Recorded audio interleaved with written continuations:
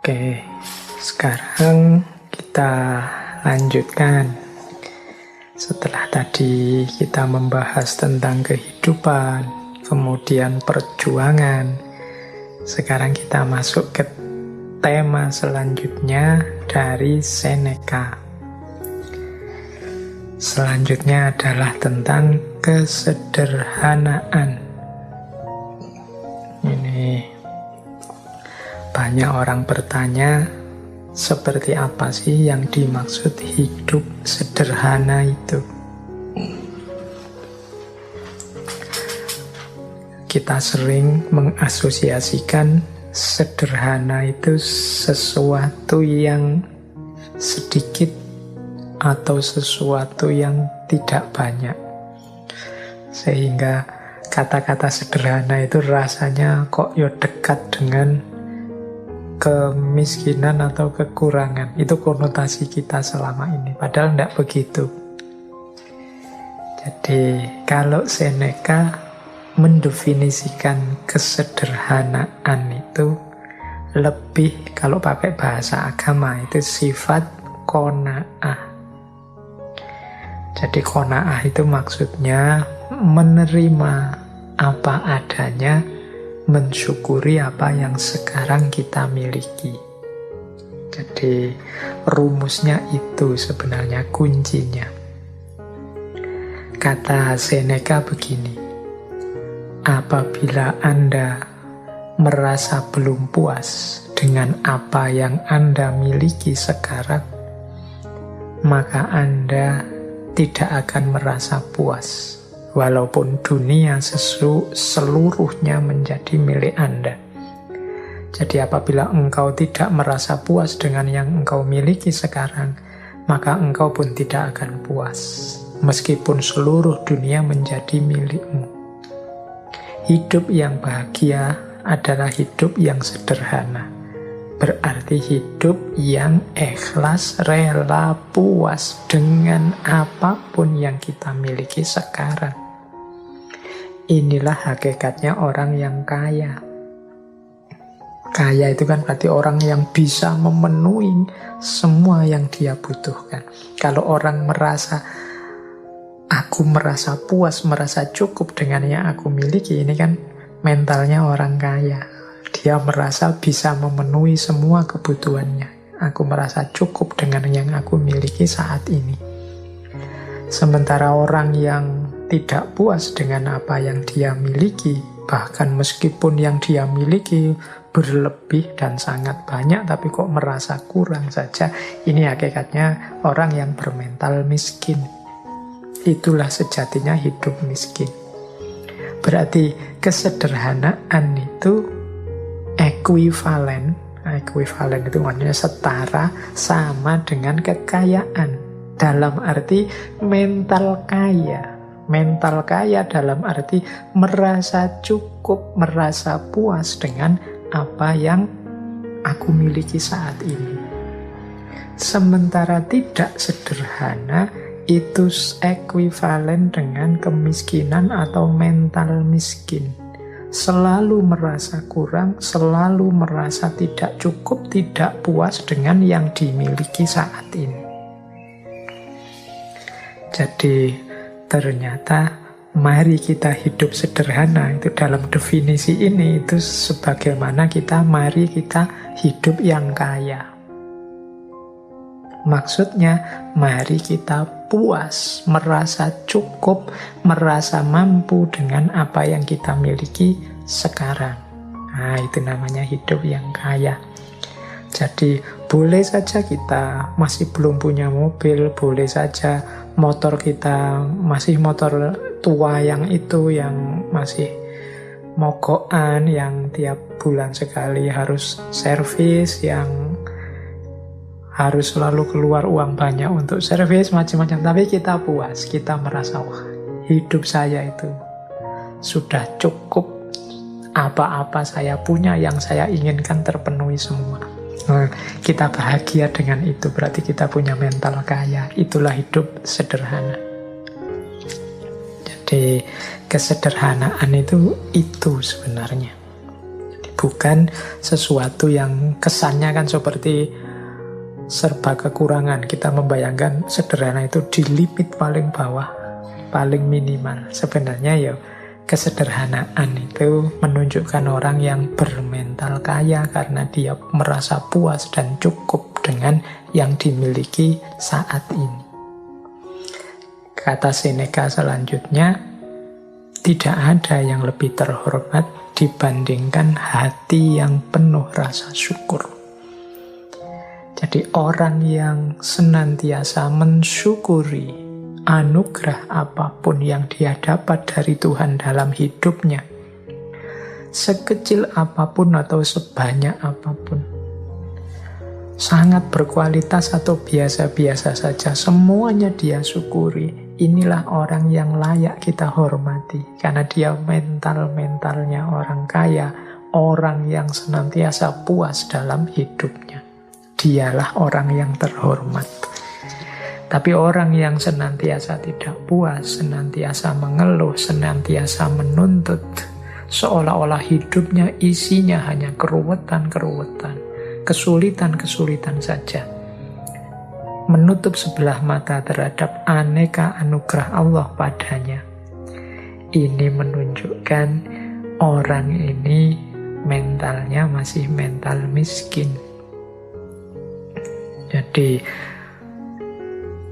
kalau pakai quotes-nya Seneca tadi, yang bersyukur tadi loh yang harus lebih kita hormati, karena dia lebih terhormat. Bahkan mungkin meskipun kepemilikannya sangat minimal, tapi dia senantiasa bersyukur. Yang sedikit itulah yang dia syukuri di hadapan Tuhan. Alhamdulillah, berarti kita puas dengan anugerahnya yang seperti ini, yang layak dihormati. Itu dari quotes keduanya Seneca tadi. Tidak ada yang lebih terhormat dibandingkan hati yang penuh rasa syukur. Jadi rumus pertama kesederhanaan itu adalah puas dengan apa yang dimiliki. Yang kedua senantiasa bersyukur. Dan yang ketiga adalah sampai kita melanjutkan hidup tanpanya, kata Seneca, kita tidak sadar betapa sangat banyak hal yang tidak penting. Kita menggunakannya bukan karena kita membutuhkannya, namun karena kita memilikinya.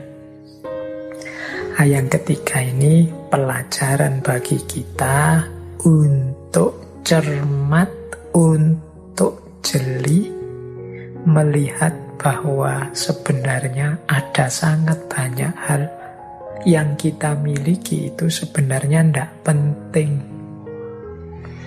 Jadi harusnya kita berbagi dengan yang lain.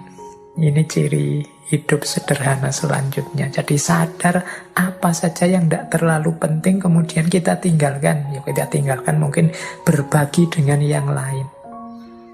Baju misalnya, ini contoh mudah ya. Coba teman-teman ditengok lemarinya itu. Ada berapa puluh baju kita. Terus berapa yang kita pakai efektif sebenarnya.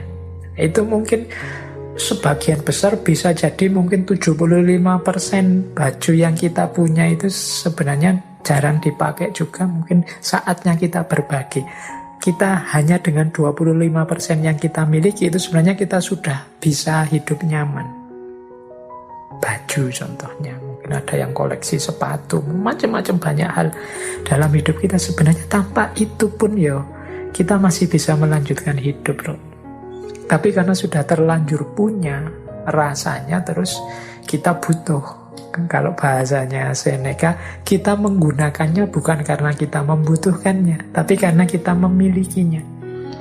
Karena sudah punya, dipakai. Karena bajunya sak lemari penuh, bisa gonta-ganti terus-terusan. Bahkan masih beli lagi. Jadi banyak barang kita yang seperti itu. Mungkin ada yang punya sepeda saja berapa, mungkin ada yang punya motor 3, mungkin ada yang punya HP 2 apa 3, mungkin ada yang wong 1 saja cukup, motor juga 1 juga cukup. Tapi rasa serakah, rasa ingin punya lebih. Ini yang disebut tidak sederhana. Membuat kita terus mengoleksi hal-hal yang harusnya tidak terlalu penting untuk hidup kita. Yuk, kalau sudah terlanjur, berarti saatnya untuk berbagi. Berbagi itu mestinya ya ndak harus nunggu rusak dulu apa jelek dulu. Kalau bahasanya Al-Quran, kebaikan itu justru ketika kita berbagi hal-hal yang masih kita sukai, masih kita cintai. Berarti baju yang paling baik, yang paling kita senangi, kalau kita berbagi ke orang lain, itu sebenarnya itu pahalanya paling besar. Itulah kebaikan. Jadi yang ketiga ternyata rumusnya, mari kita jeli, hati-hati, tidak membeli, tidak mengoleksi, tidak mengumpulkan hal-hal yang tidak penting dalam hidup kita. Jadi kalau memang harus beli, ya kita beli yang memang kita butuh dan penting. Yang sudah punya tidak usah dikoleksi terus-terusan. Karena manusia itu kan karakternya memang, kalau bahasanya Al-Quran, alhakumut takasur, berlomba-lomba, berbanyak-banyakan, senengnya koleksi. Kemarin ada banyak kasus orang mengoleksi tabung oksigen. Kadang-kadang ada loh orang-orang yang sebenarnya dia tidak sakit, tidak butuh oksigen, cuma khawatir lah kalau nanti saya sakit gimana. Akhirnya dibela-belain beli tabung oksigen, padahal semuanya sehat. Akhirnya yang sakit tidak kebagian oksigen. Nah, ini mental-mental tidak utama. Jadi hidup yang tidak sederhana. Yo nanti kalau memang butuh, ayo kita berusaha mencari, membeli. Kalau belum butuh, yo sisakan untuk yang sedang membutuhkan. Jadi kata Seneca, sampai kita melanjutkan hidup tanpanya, kita tidak sadar betapa sangat banyak hal tidak penting. Kita menggunakannya bukan karena kita membutuhkannya, namun karena kita terlanjur memilikinya. Nah, ini berarti saatnya bersih-bersih segala kemubaziran yang tidak perlu. Yuk kita biasakan berbagi, apalagi zaman-zaman seperti ini. Rumus ketiga itu. Rumus keempat, untuk hidup yang sederhana, kata Seneca begini. Ini melengkapi yang ketiga sebenarnya. Apapun yang melewati batasnya selalu dalam keadaan tidak stabil. Nah, yang ketiga ini rumus jangan berlebihan. Apapun itu ada batasnya. Apapun itu. Jadi bahkan termasuk kebaikan. Kan sering saya bilang, baik itu utama. Tapi terlalu baik kadang-kadang malah jadi tercela. Terlalu pokoknya ada terlalunya, itu kan berarti melewati batas. Membaca itu utama, tapi kalau